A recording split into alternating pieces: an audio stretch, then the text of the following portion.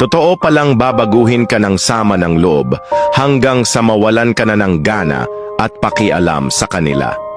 Minsan, pain changes you in ways you never imagined. Yung tipong dati, ikaw yung laging nagka-care, laging nandyan para sa kanila. Pero dumating yung point na parang naubos ka na.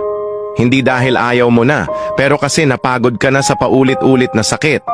Totoo nga pala yung sabi nila, pain can transform even the kindest hearts into silent, distant souls. Hirap magpanggap na okay ka pa rin, pero deep inside, parang gusto mo na lang mag-let go ng lahat.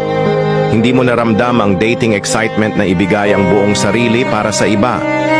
You slowly lose the energy to care and the will to stay. It's not about being selfish. It's about protecting what little peace is left in you.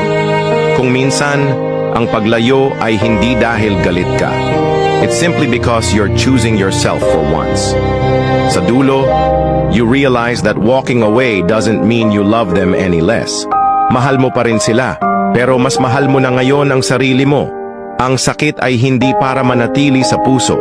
It's meant to teach you to value yourself.